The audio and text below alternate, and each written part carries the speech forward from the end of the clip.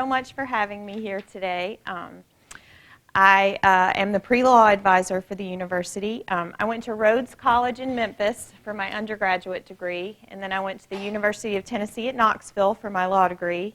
I clerked for a judge here in Davidson County for 4 years before I went back to school to get my PhD in political science. I love my job. It's the best job ever. It's so much more fun than being an attorney. And this, this election has been like Christmas for the political science department. It's just the gift that keeps on giving. So I'm happy to be here today to talk to you about the potentialities, depending on who gets elected in November. When I was preparing for our talk today, I came across a lot of literature from authors on the right hand of our political spectrum, trying to convince their readers that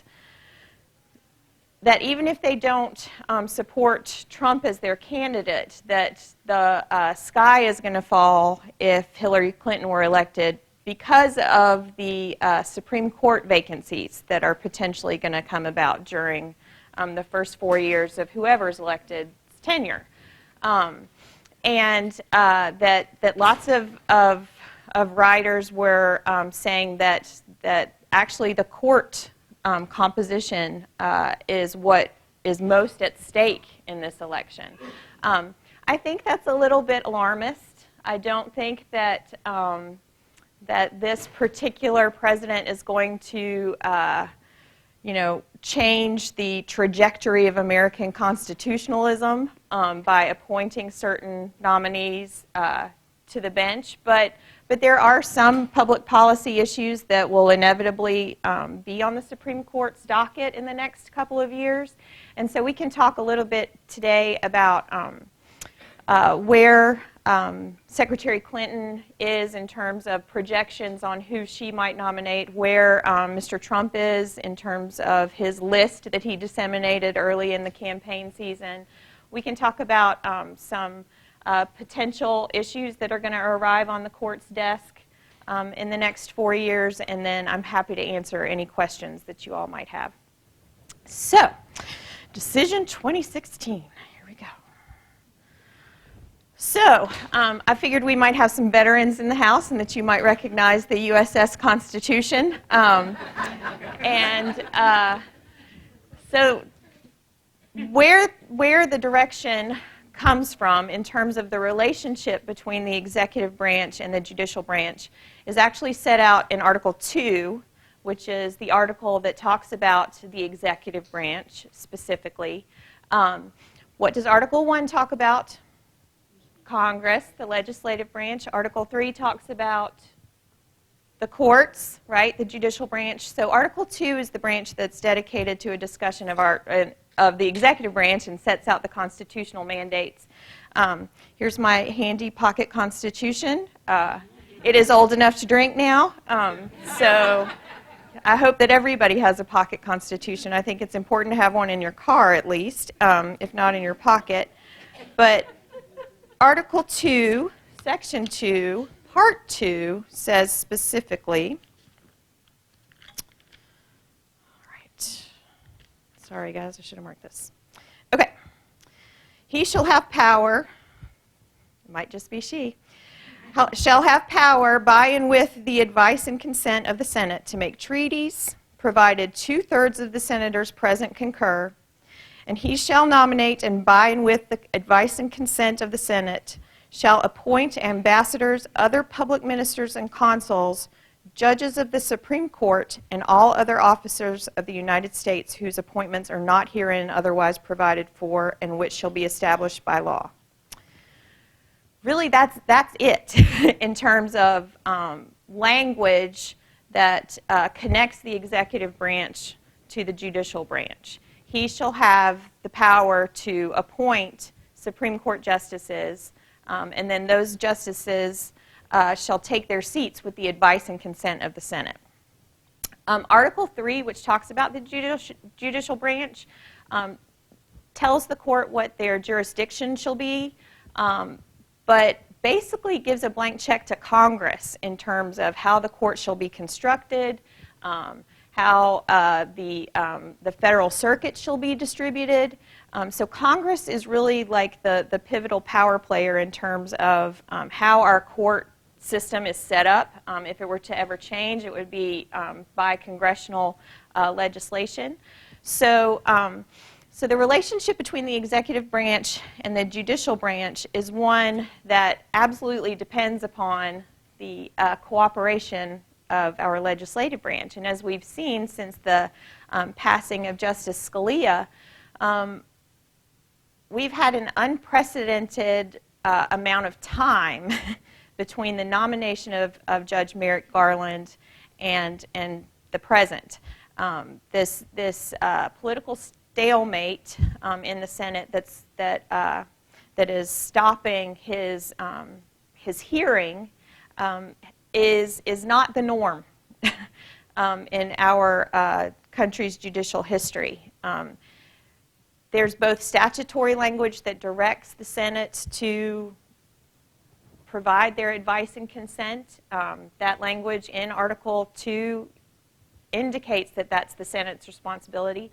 There's also federal legislation that mandates that when vacancies occur, law written by Congress, that when vacancies occur on our high courts, that the Senate shall fulfill its duty to either vote up or down, but they have not only a mandate from the language of the Constitution itself, but also federal legislation that says that they are supposed to do this. And so I think not only in terms of constitutional mandate, but in terms of the law of the land as Congress has passed it, the Senate is abdicating its responsibility and at least not giving Judge Garland a hearing.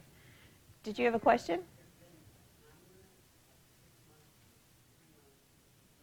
There is no statutorily prescribed time limit. The language is just simply directive. They shall. And so that's been, it's disappointing, I think, to a lot of judicial scholars. This 4-4 competition on the bench leads to a lot of tied decisions. Our court's history over the past 20 years has been one where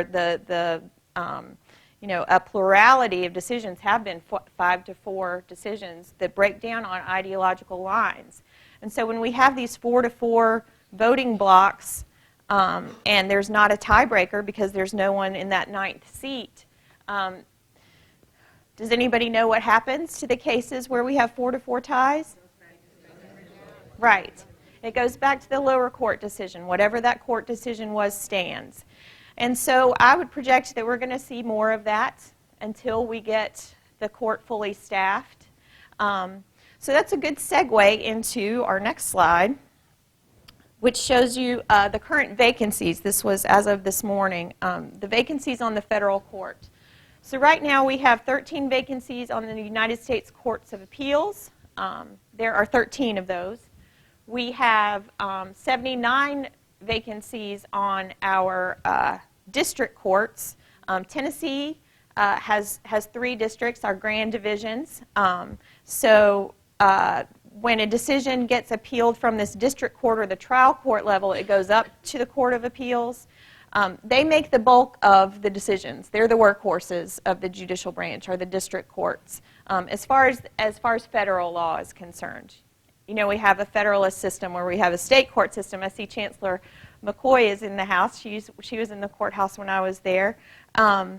State court system is governed by state law. They hear state cases, but the federal judicial branch is governed by federal law, Congress-made law, and the Constitution itself.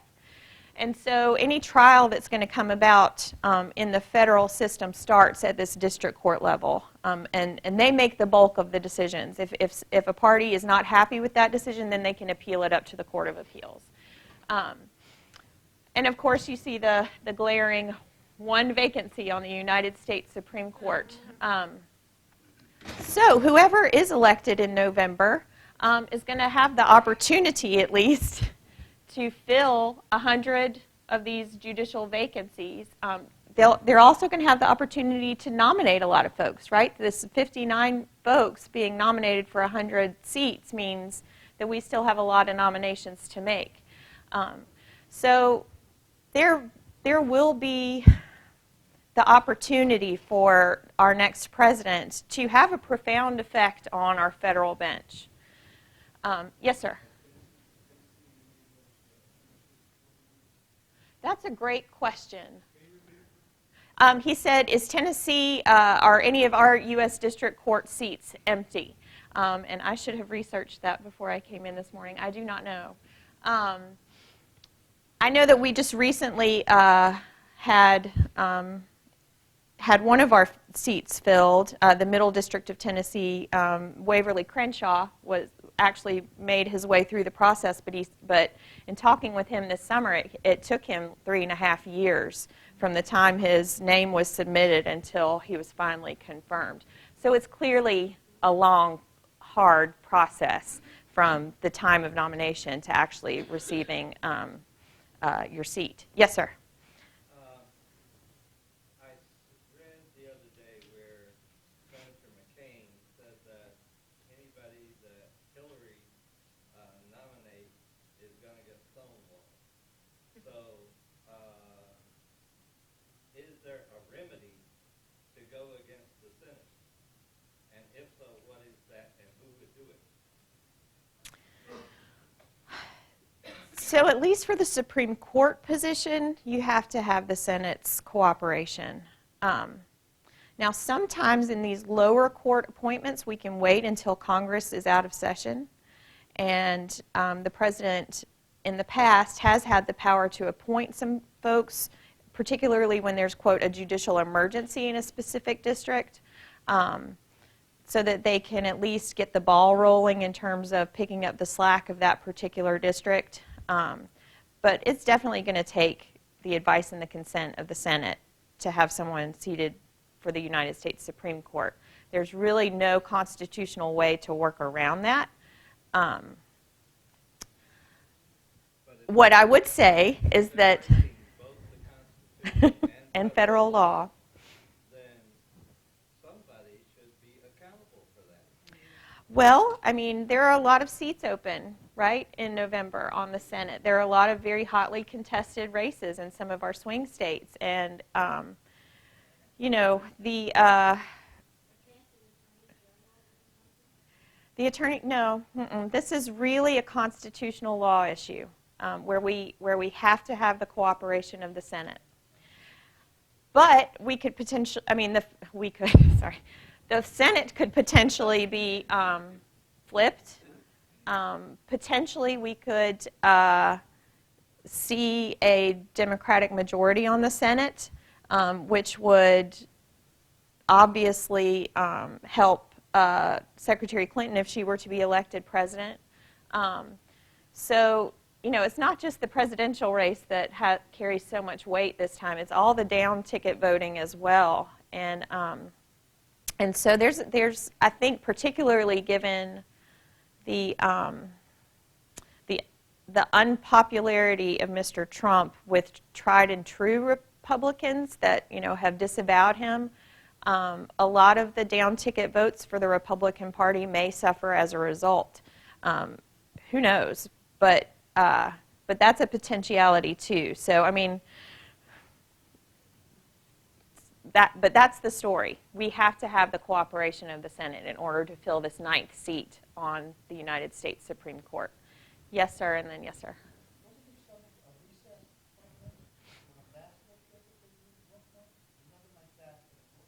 For the lower courts in judicial emergencies, that power has been exercised in the past. Now, of course, whatever party is not in power at the time criticizes that and questions the constitutionality of the appointment. But for a position like the United States Supreme Court justice, one of those workarounds it's not technically possible, and I don't think that it would engender the respect that this position mandates. I think if some type of workaround was responsible for placing this ninth justice on the bench, that the American people would legitimately have a reason to question the legitimacy of the appointment. But when we have situations like the one we're facing right now, I mean, Justice Scalia passed away almost a year ago now. Is that right? I'm trying to remember. Yeah, February. So, this stalemate between the parties and between the two branches is, again, it's unprecedented, and I don't think it's healthy for our judicial branch, and I think the Supreme Court justices definitely resent it. It makes their job more difficult. It's a great caseload that our justices hear. The decisions are very weighty. They have profound public policy implications, and so when they don't have their branch operating at full speed, it does have ramifications for us. So hopefully this will be taken care of sooner than later once November rolls around, but we'll see. Can we hold questions until after? Sure. Yeah. So let's do that. We'll just get through this presentation and then we'll just talk. Okay. All right. So, what would a Clinton court potentially look like? So she hasn't publicized a list like Donald Trump did early in the campaign of her hard and fast nominees, but many judicial scholars have projected, and I'm sure it won't come as a surprise to any of you, that she would potentially nominate a more politically left-leaning, potentially more women, more minorities to the federal court vacancies. There's some talk that because Bernie Sanders was able to shift her policy-wise to the left, that some project that she may not follow through with Merrick Garland if she were to be elected, that she would try to find somebody that's more liberal and less centrist. I'm not sure that that's a realistic assessment, but some people are projecting that she might take the opportunity to do that. But we do have this 4-4 split right now, and 3 of our justices are in their late 70s, early 80s. So there is the potential for a great shift, no matter who's elected in November. And that great shift, if all 3 of those members retire, could create a winning coalition where there hasn't been one for several decades, where it's always been this neck-and-neck political ideology tie. So I think there is, legitimacy to the calls that we need to pay attention to this election, if for no other reason than staffing the Supreme Court. But I'm not sure that Donald Trump necessarily is going to appoint folks that would uphold a Reagan-esque or a Bush 1-esque vision of a, quote, conservative court. I don't think we have any proof that would necessarily come to fruition. I mean, thus far he has pretty blatantly stated that he, is smart by breaking the tax law, that he, potentially would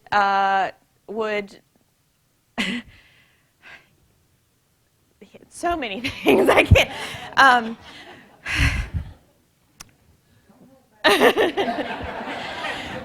It's hard, the undergrads here are pretty evenly split. And I know that is hard to believe, but I teach, a large class, Intro to American Law, and we have some very outspoken Trump supporters in the classroom. And it's more that they have a visceral hatred of Secretary Clinton than they are necessarily supportive of Trump. But it's very present here, and I think all of our political science professors, some people are willing to wear their colors on their sleeve. Others of us try to, at least maintain a moderate tone. But yeah, so if if Hillary wins the election, if Secretary Clinton wins the election, I think we have every reason to believe that she would staff the federal bench with folks that are of the ilk of Sonia Sotomayor, that she would try to replace Justice Ginsburg with someone that had dedicated their lives to advancing women's rights in the country. I think it's pretty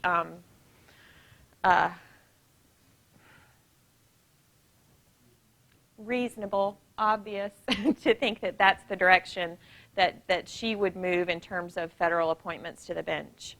I think Mr. Trump, so an article that I read last night said that there are 1,700 pending cases in both state and federal court where he is the plaintiff. 1,700. There are 1,400 cases in state and federal court where he is the defendant, 1,400, and 300 cases that are involved with either bankruptcy issues or tax law issues. So I think it's obvious by those numbers where he has initiated 1,700 lawsuits that litigation is something that he uses as a tool to potentially intimidate people, potentially threaten people, and that he is very well versed in the power that litigation can yield. And so we've never had a president with that kind of track record in terms of their propensity to use the courts as a mechanism for enforcing their own worldview. And so I think we should take note of that. That's interesting at a minimum and perhaps frightening. But what else is really interesting to me is that his sister here, Judge Mary Ann Trump Berry, is evidently quite a lovely woman. She's a judge in New York, I believe, and has very reasonable things to say in her judicial opinions. So he's an interesting character in all kinds of ways. But I think some of the patterns of behavior that we should take note of are his propensity to sue people that he doesn't agree with, or to at least get them so wrapped up in the litigation process that he wears them down. Anybody that's ever been involved in a lawsuit knows that it drains you, and not only financially, but emotionally and spiritually too. And so, if that's one of your most profound business tactics, that's kind of telling. So, as I said earlier, early in his campaign, I think in an effort to court the more traditional conservative members of the Republican Party, he did issue the initial list was of 11 very conservative members of both state and federal court that he said would be his nominees for federal vacancies. They were all Caucasian. 2 of them were women out of the 11. Within a week, he came back and tried to submit a more diverse pool of potential nominees, a couple of more women, 1 Asian American. But I believe that the court would be in a very different position and shape if President Trump became a reality, because he has, in this last debate, he said that he would be in favor of overturning Roe versus Wade, that his goal would be to appoint people that were extremely judicially conservative, public policy-wise, and in terms of just the exercise of authority. So we do have very different visions in front of us, very different options when it comes to this election and how the federal bench will be staffed. But I think one thing that should make us all feel a little bit better is that most judges are reasonable people. Most of them are well educated and thoughtful. Most of them do have a respect for precedent and our Constitution and the law. Most of them would not be, hopefully frightened by Trump's dictates or, intimidated into pushing through public policy that they didn't truly believe was in the country's best interest. But so that's the good news if Trump were to be elected. But I do think that an ideological shift on the court is going to occur no matter who's elected, and that ideological shift, will be a reflection of these two very different candidates. I don't think that that's something that we should fear if your particular candidate is not elected to office, because again, I think that our federal bench is traditionally fairly conservative anyway. It's not like we, have a bunch of Warren era radicals that staff the lower federal courts. But we will have potentially decisions that affect great public policy areas, and who sits on the bench is going to have a profound impact on the policy direction that our country moves in. Most certainly, I think that's not anything that we should argue about. So some of the talking points in the debates, this last debate that between Mr. Trump and Secretary Clinton, it was when they were asked about how they would staff the federal bench. I think it's important for us to understand what these terms mean when they're used by the candidates and pundits. Can anybody tell me what originalism as a method of constitutional interpretation looks like, what it means, if there are any justices that you know of that are tied to that method? Scalia was an originalist for sure. And right, Justice Thomas says that he's an originalist as well.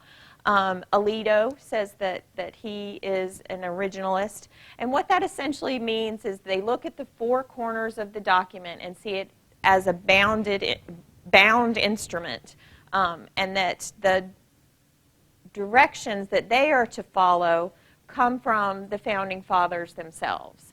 And that when there is room for interpretation, they should always err towards what would the Founding Fathers have done, the actual language of the Constitution, instead of a more potentially progressive or forward-looking interpretation of the Constitution that tries to be more pragmatic. That's typically the flip side of originalism. People call it a living constitutional view, that the Constitution was designed to change with the times, that was the intent of the founders, and that to wed it to a 1789 interpretation is giving them short shrift. So when Mr. Trump says that he wants to nominate originalists, often that's kind of a code for conservative public policy outcomes. Of course, Justice Scalia was never going to say that his very conservative opinions on abortion were mandated by the Founding Fathers as an originalist, but he would try to tie the argument back to the fact that we live in a federalist system of government, that these types of decisions should be made by legislators and not judges or justices. And so those are some of the ideologies that are paired with an originalist interpretation of the Constitution. He said that he didn't want judicial activists on the bench. That's typically a rallying cry of the Republican Party, that judicial activism is dangerous. And what they typically mean by that is that judges that would advance certain public policies that aren't referenced in the Constitution. He's typically talking about abortion, immigration, gay marriage, more controversial public policies, if you are a judicial activist, you would be one that wants to advance your own policy positions, and that is at the forefront of your mind over and above adherence to the language of the Constitution. But I think the reality is that we have judicial activists on both sides of the political spectrum. You can absolutely use policy and use this position to advance your own policy ends. If it doesn't matter if you're a liberal or a conservative. All judges have that power, and so it's often really an issue of, what public policy issues do the judges really care about, and do they want to push forward their vision as opposed to letting whatever legislative decision or precedential case exists stand as the current public policy position. So it's a tool that judges on both sides of the ideological spectrum can use, judicial activism. And then we also have to recognize that often the Republican Party tries to tout federalism and independence on behalf of state governments and state courts as being a primary concern, and that the federal courts shouldn't overturn democratically enacted state legislation. And I think that too is kind of issue dependent. There are some pieces of legislation that democratically are, just looking at history, we've seen were very difficult to get through Congress. Civil rights legislation, for example, it did take the courts taking an active role in promoting integration and equality, because state legislators were not necessarily going to benefit at all from bringing in or from being promoters of progressive civil rights legislation. It did take an active judicial branch, the Warren-era court, to change public policy in the country. So those are some of the big issues that the candidates are often talking about, and how they frame who they want to put on the bench. But I think it's important to understand where the candidates themselves' public policies positions lie, and how that's actually going to affect these appointees. So some of the potential issues that will come before the bench in the next 4 to 8 years are issues that you all, I'm sure, have seen many times in your lives come before the bench to be decided. And none of this is new, right? These are all time-honored controversies in the United States. But the potential is definitely there for more litigation when it comes to the interpretation of environmental regulations, for example. We've had 2 5-4 decisions recently on that have favored business interests over the Environmental Protection Agency's mandates. So that could potentially change if we get a more liberal, a stronger liberal wing on the court. Potentially more discretion would be given to the Environmental Protection Agency to enforce its decisions. Abortion, I think we've seen lots of states craft legislation in the past decade that has been very restricting, very prohibitive on the ability of a woman to seek an abortion. The precedential language is that states shall not put forth an undue burden on a woman's ability to seek an abortion. But Justice O'Connor didn't give us a whole lot of examples of what would constitute an undue burden. And states have, like Mississippi, for example, have been willing to push that as far as they could take it, to craft legislation that would make it really difficult for abortion clinics to even operate in their state. So I'm not so sure that this debate will be decided at the federal level. I believe that the federal court will continue to uphold that a woman's right to determine how she wants to get through her pregnancy will remain a woman's decision. I'm not sure. Recently a federal court, the United States Supreme Court actually found that some of the Texas prescriptions on the ability to seek an abortion were overly burdensome. So there's the potential that that if Secretary Clinton wins, that the court will, shift to the left and overturn some of these more restrictive pieces of legislation that state legislators are putting in place with regard to abortion.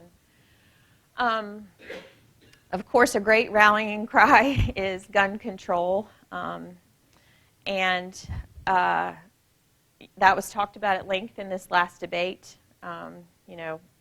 Trump was talking about, well, what's your position on Heller? And does everybody know what the Heller decision was? Essentially, it was a piece of legislation within the District of Columbia that said that if you had a handgun in your home, it needed to be in a lockbox. Okay, that legislation was challenged, and essentially Justice Scalia, who wrote the Heller opinion, it was a 5-4 decision, said that legislation was overly burdensome, and that everyone basically has the right to self-defense within their home with a handgun within the District of Columbia. So it's limited to D.C. A lot of gun rights advocates saw that as being a crack in the door to a more supportive court when it came to striking down gun regulations. But there were lots of exceptions in that Heller decision. I mean, Justice Scalia said, I don't think that the founders envisioned assault weapons when they were talking about your right to bear arms. And I think that reasonable regulations can exist, and that the court would uphold them. But one niche that I'm carving out today, says Justice Scalia, is that you can have a handgun in your home for self-protection, and it doesn't have to be in a lockbox. So that's not the boogeyman that everybody wants to paint it to be, but potentially different folks on the court could have an impact on upholding or striking down gun control legislation. The Affordable Care Act, it's consistently challenged by our legislative branch. They sue a lot to try to overturn the Affordable Care Act. I don't see any of these precedential cases being changed that greatly, maybe a little bit at the margins, but I don't see Affordable Care Act being overturned. I really don't see Citizens United being overturned, for better or for worse. But we shall see. Who knows? If we get some powerhouses on the court in either direction, it's definitely going to shift our public policy.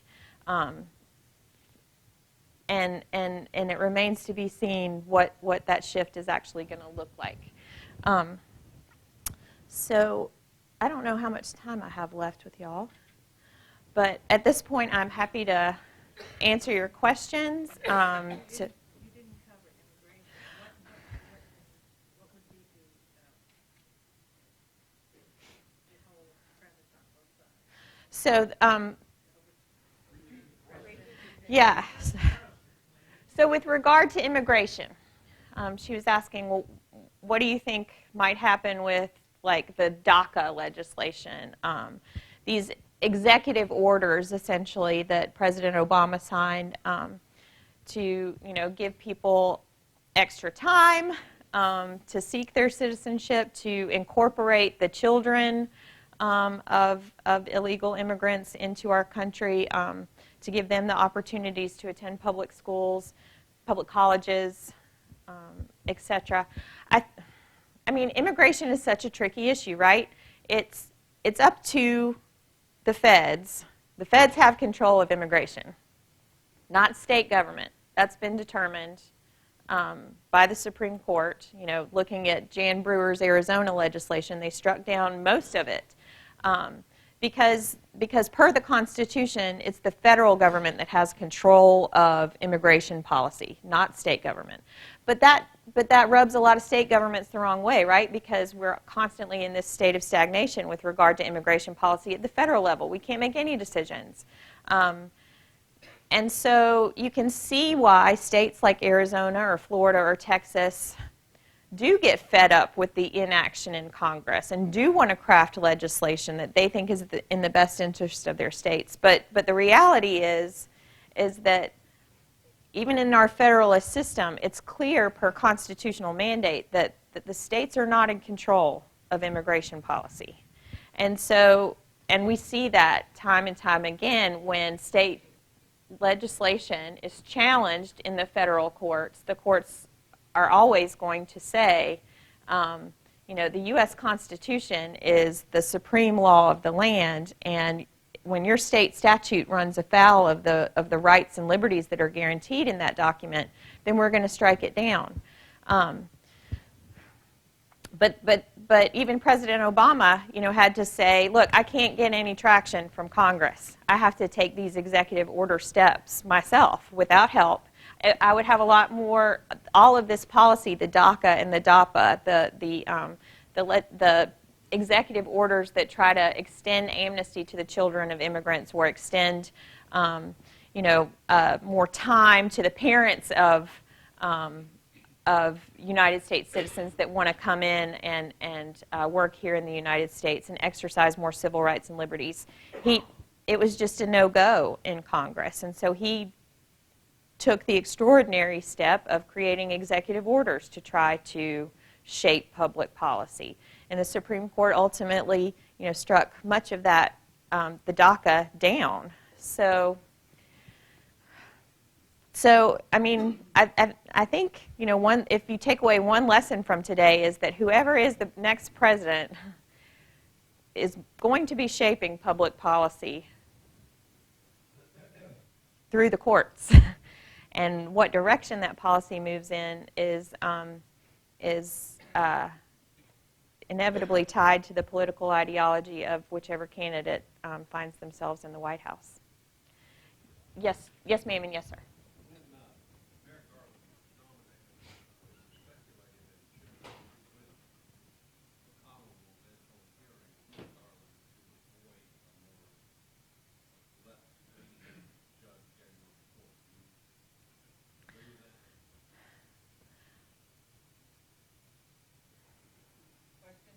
I'll repeat it. So the gentleman said people have speculated that if Hillary Clinton wins, all of a sudden Mitch McConnell will call for a hearing on the nominee Merrick Garland so that this, they can at least have one in the hand as opposed to the two in the bush. Because Merrick Garland is not, extraordinarily liberal. President Obama chose him specifically because he's not a controversial character. He should have been easily confirmed. So, I think that's a reasonable assumption to make. But hopefully, they're going to call for a hearing no matter who wins the day after elections, so that we can start getting back to the business of the judicial branch. I think a more interesting thought experiment is, would she follow through with Merrick Garland as her nominee? She can withdraw.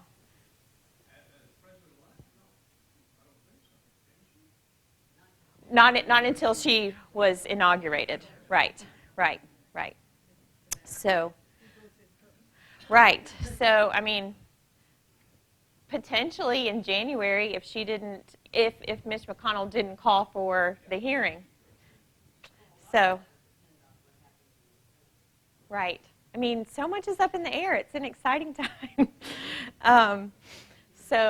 But yeah, I think it would be wise for her to stick with Merrick Garland. I think it would be wise for Mitch McConnell to call for the hearings so that they would have a known quantity as opposed to waiting till January and potentially getting a much more liberal candidate nominated for that position. But either way, even once, if we just assume that Justice Garland takes his seat. I know probably many of you are very much looking forward to retirement around age 78. And we have 3 sitting justices. The notorious RBG, do y'all know how the kids call her that? And Justices Kennedy and Justices Breyer, late 70s, 78, 80, 83. So chances are they're going to retire. I don't think that any of them are so hyper-partisan. I would have thought that RBG would have retired way before now. Oh, yeah. But wouldn't it have made more sense if she wanted a liberal justice to take her place for her to have announced her retirement maybe in January of 2012 so that President Obama would have had 4 years to at least replace her with it? You don't even think it would have happened, huh? Yeah. So, but she's definitely, she's taking a chance. If we have President Trump elected, those 3 seats will be filled not by people on the left side of the political ideology scale, right? And that's what I think that's a legitimate, she's definitely taking a chance. Maybe it's going to work out in the left side of the court's favor. Yes, sir. You would know this. I don't know the answer, but I suspect that there have been very few Supreme Court justices who've retired when the opposition has control of the executive branch. So I think it's wishful thinking that Justice Kennedy will retire if Hillary Clinton is elected. And the odds of either Hillary Clinton or Donald Trump serving a second term, I think, are relatively small. That's true, too. I think Justice Kennedy, and I'm going to ask a question, I guess I'm making a statement. I don't think Justice Kennedy will resign. Justice Breyer may resign if Hillary Clinton is elected. Ginsburg has got an ego issue, in my view, and she may stick it out until they tie her out by her heels. And, we've had justices who suffer dementia, whose clerks basically take over their position for them. It's very hush-hush. People don't talk about it publicly. And, that has happened in our country's past, where the justices themselves fall asleep on the bench, can't write the opinions anymore. So it's a norm on the court that when it really gets that, when it's really that time, when the person really should step down, the other court members have traditionally gently pressured them to do so. Now, I don't think that RBG is in that position quite yet, but from gossip in D.C., she's struggling to stay alert on the court, and so I think it's, I personally do think that it's an ego issue. I'm personally disappointed in her for not retiring in January 2012 when we would at least have the opportunity to replace her with an Obama nominee. But we've watched Obama nominate somebody who's been held up for the past, since February. So everything I'm saying is just conjecture. But it's a gamble that she has intentionally taken. All riding on the Senate. Do we know for sure that none of them were dead and simply stuffed? Do we know that none of them are really dead and just simply stuffed?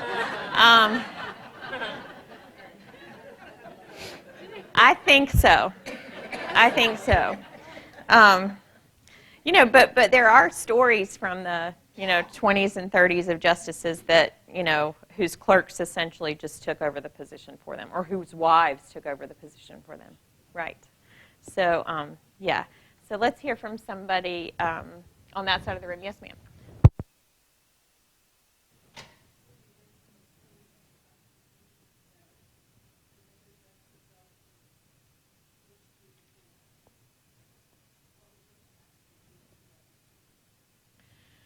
The rationale for that decision, and I'm sorry, Bush versus Gore election of 2000.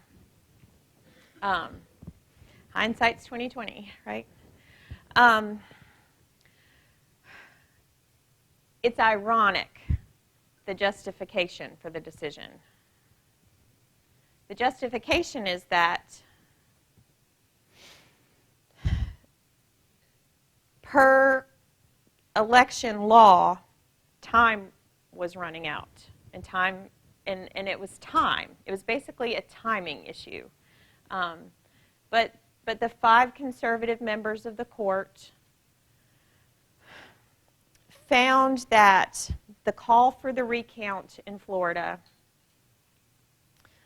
the Florida Supreme Court's decision about how that recount should be conducted didn't meet constitutional muster. And so, even though the conservative wing of the court traditionally wants to uphold these Federalist values and let states have control over their own elections and public policy, ironically, it's these 5 same members of the court who tout letting states do what they want to do and not stepping in and substituting federal judgment for state law that said that the states weren't doing it right. They weren't doing it quickly enough. They weren't being transparent enough in how they were going to conduct this recount.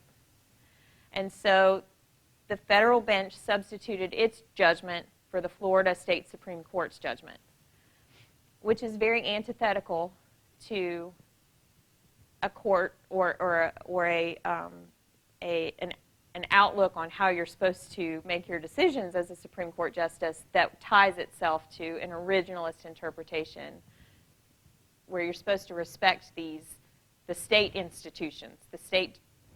So that's why that happened. They said that the method that the Florida Supreme Court set forth didn't square with equal protection and due process of law. But they were essentially substituting their judgment for the judgment of the Florida Supreme Court, which is very anti-federalist and thus ironic. Yes, sir, in the back.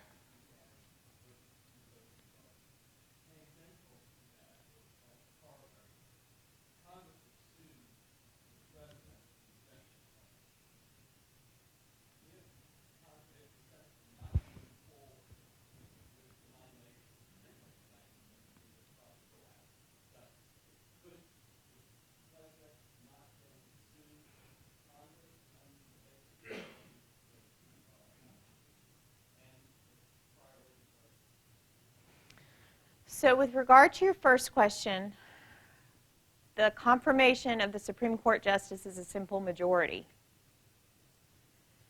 With regard to your second question, could the president sue back? Could they countersue for failure to execute your constitutional duty?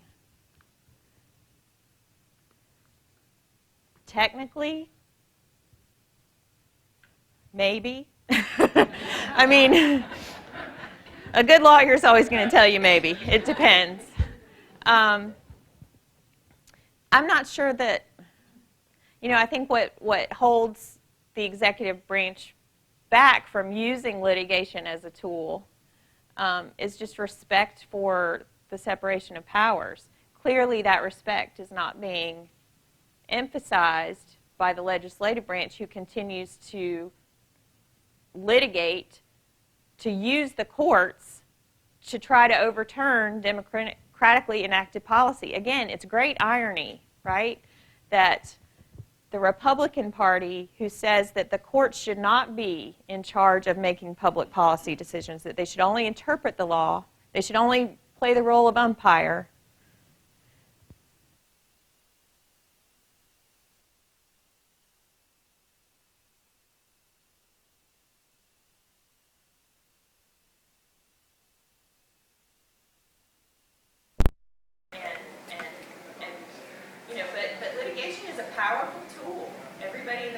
should know that. I mean, a threatening legal letter can change hearts and minds pretty quickly, change behavior pretty quickly. You lost your lav. Can you? It's probably the battery. Can you just use a lectern mic?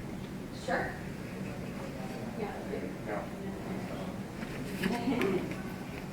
The one on the podium should work. That'll work. Testing. Yep, that'll work too. Yeah, so it's, so yeah, probably, maybe. Yes, ma'am. You mentioned Warren era radicals who staff the federal bench. And would you give us some names? And I thought one was Warren was appointed by Eisenhower. And does anybody know the quote from Eisenhower with regard to that appointment? It was the biggest damn fool decision I ever made.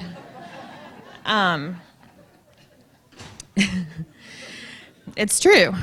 So Earl Warren was governor of California, right? When Eisenhower was running for office, and basically it was a political horse trade. You know, Earl Warren said, "I'll deliver California for you, but I want to sit on the bench." Earl Warren was the governor of California when the Japanese internment occurred.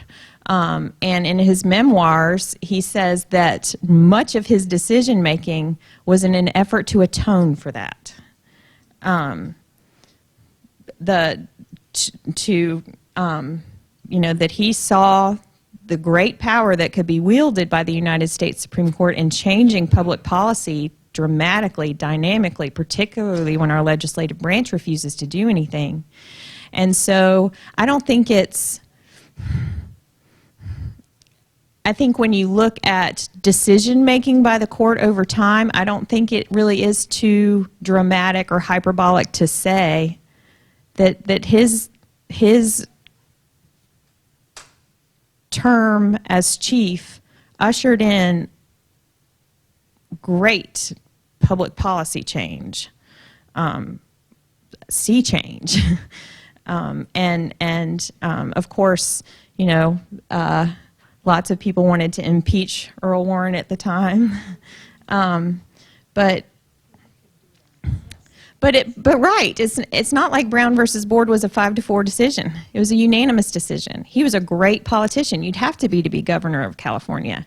He knew how to work that court. And he his memoirs say that every day he went into the office and visited with every member of the court. He made it a point to find out how their kids and their grandkids were doing, so that when he needed to use his political muscle and put together a 9-0 decision to integrate public schools, my word, he was able to do that. So, but the rest of the federal bench in that era were Kennedy appointees and LBJ appointees, but there was great backlash once Nixon gets elected. I mean, he makes it priority number one to staff the federal bench with people that are willing to undo the Supreme Court decisions that were made during the Warren era. So, I mean, our Supreme Court history is one of flip and flop and flip and flop. And it's important to note that even justices that do dedicate themselves to just being umpires, just interpreting the law, are always human and part of a team, a collegial bench where they have to work with each other to get these decisions issued, and that it's naive to assume that they don't bring their own political proclivities with them to work every day. Yes, ma'am. Either one. I was just saying, so as a follow-up to that, we were taking heart that most judges are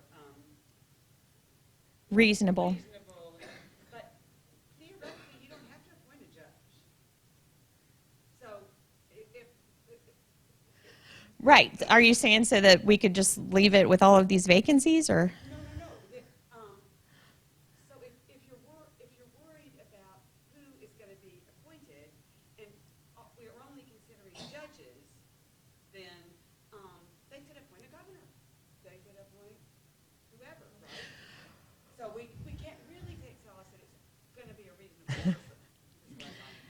I see what she's saying. Did y'all hear that? She's saying that, who's to say that whoever is elected is actually going to appoint people with a history of, with a resume that is strong and reflects long time on the bench. Right. I mean, Justice Elena Kagan, it's not like she served as a judge. She was part of our Justice Department. She was part of the Attorney General's office, Solicitor General, but she hadn't had any judicial experience. So, I mean, the check on it, of course, is the Senate. I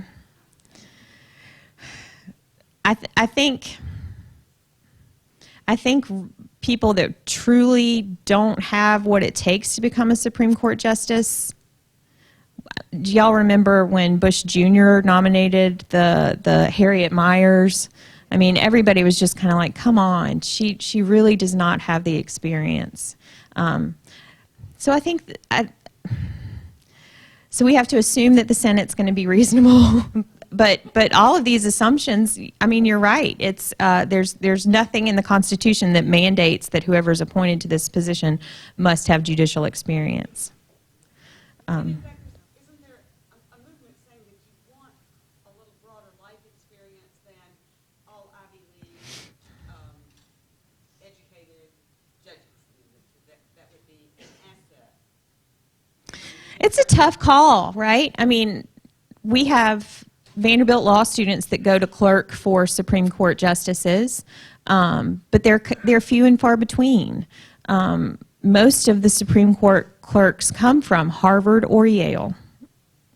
And that's typically the starting point in the pipeline to a federal judicial position, is to be a judicial clerk for the federal bench. So there is a call for greater diversification to hire students that come from places other than Harvard and Yale. And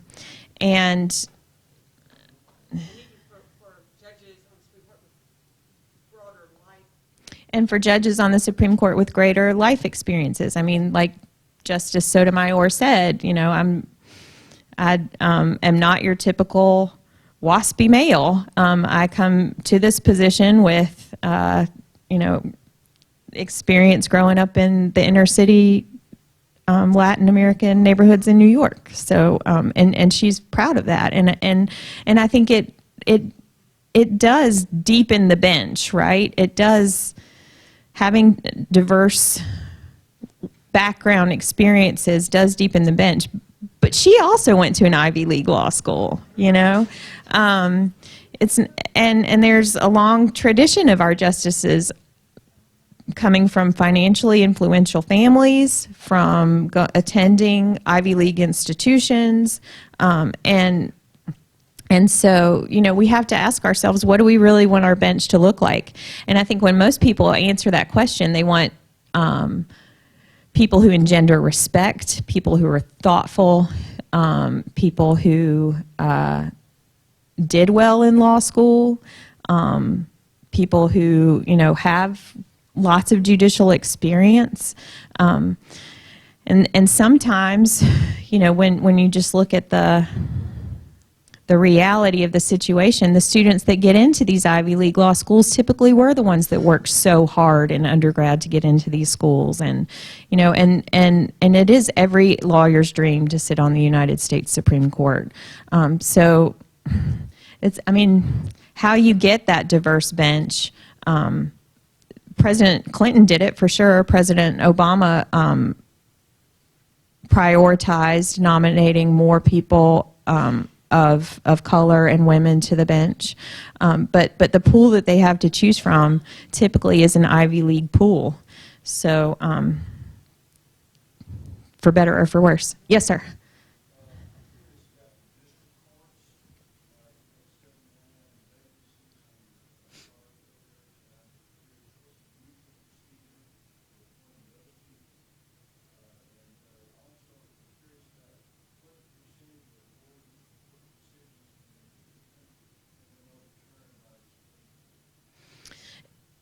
So he asked, what's the procedure for staffing the United States district courts, the trial courts for the federal court system, and then the basic treatment of their decisions. Are they typically overturned? Are they typically upheld by the higher courts? And the first question is something that y'all hopefully learned in your high school civics classes. This is the one place where senatorial courtesy still matters. So for these district court positions, the president typically is going to ask the senator from the state where this district court vacancy occurs to give him or her a list of names, and then that person is then vetted through the United States Justice Department. So, you know, our most recent opening on the Middle District of Tennessee Court, the person that had been in that position was an African-American male, and Waverly Crenshaw was nominated as his replacement, and he's another African-American male. And it was important to our district court to maintain that type of racial diversity. If you talk to, you know, Judge Aleda Trauger or some of the other members of the court, it was really important for them to continue to expand the diversity of our district court positions. But the nominations themselves come from your state senators. So, you know, it's interesting that Corker and Lamar Alexander, you know, took to heart the opinions of the people that continue to sit on our U.S. District Court for the Middle District of Tennessee and nominate a fairly conservative African-American male. But that's how what the process actually looks like. Now, the circuit court opinions or the circuit court judges, that has to take into consideration the senators' opinions from all of the states that are touched in that circuit. So, for example, Tennessee is part of the Sixth Circuit, and it's Tennessee, Kentucky, Ohio, and Michigan that are all on the Sixth Circuit together. So if a vacancy occurred on the Sixth Circuit, the president would take into consideration the nominations from all four of those state senators. So that's where the names come from, where the short list comes from. As far as the appellate court's willingness to overturn lower court, trial court decisions, it's usually pretty rare. The bulk of decisions that are made by the lower district courts are the law. They are not overturned by the upper level courts. There's great deference given to trial court judges because they're there. They get to see the witnesses testify. They're the ones that get to look at the documents and judge for themselves the veracity of the people that are testifying in front of them. So unless it's just clearly obvious that they made a mistake in interpreting the law, or that they, you know, were really engaged in egregious behavior on the bench, typically the lower court decision is not going to be overturned. So they have a lot of power too. You know, our U.S. district court judges are the ones that basically carry the bulk of the weight when it comes to making public policy decisions and the interpretation of federal law. Yes, sir. Follow-up actually on that. I noticed in the table that 40+% of the vacancies don't even have Nominees. Is that usual, or are we in kind of an unusual era where with a lack of nominees? It's definitely become a more politicized, antagonistic process since the 1980s, where the Senate is willing to use the filibuster, where they use these extraordinary methods of stalling a president's nominations. If you study American political history, it was not always this contentious. Usually whatever the president said, as long as it was a reasonable choice, would be agreed to by the Senate and the court would be staffed. But since the the Warren era, since I think it's fair to say that it has become a more antagonistic, acrimonious process, and that's a function of dysfunction in the political branches. How does that affect just simply being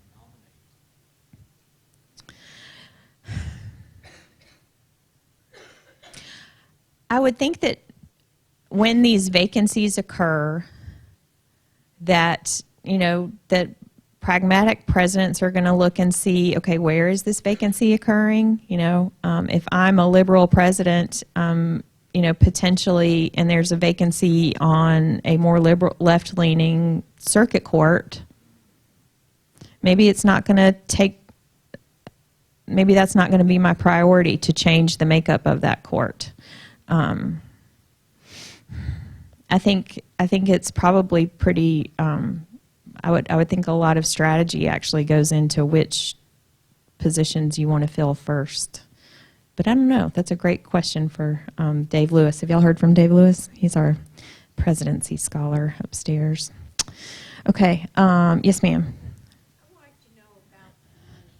Do you see anything in any of the election that the Supreme Court could be happy about that would limit some of the massive amounts of money that go into all the political arena?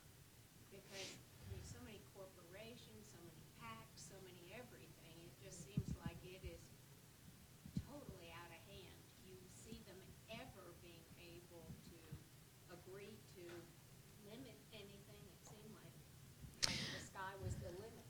She's basically talking about Citizens United and the decision that was issued by the court during President Obama's first 4 years in office that basically said that corporations are people too and that they have First Amendment rights, and that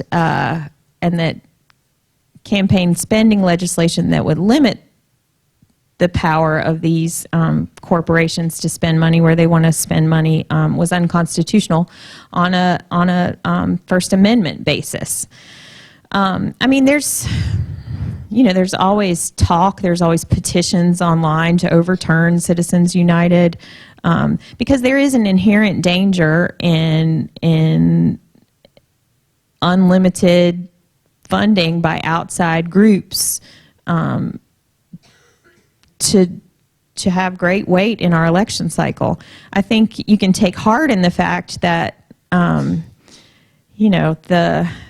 the right-leaning corporations, the last time President Obama ran for office, outspent President Obama 3-1, and he still won the popular election. So I think it's just a changing environment. I think where the bulk of that money is spent is typically television ads, and my kids don't watch television. They don't. I mean, and they certainly don't watch commercials. They watch their shows via the internet, where there are no commercials. And so I think the spending model is clearly kind of outdated in terms of how corporations spend their money to try to influence elections.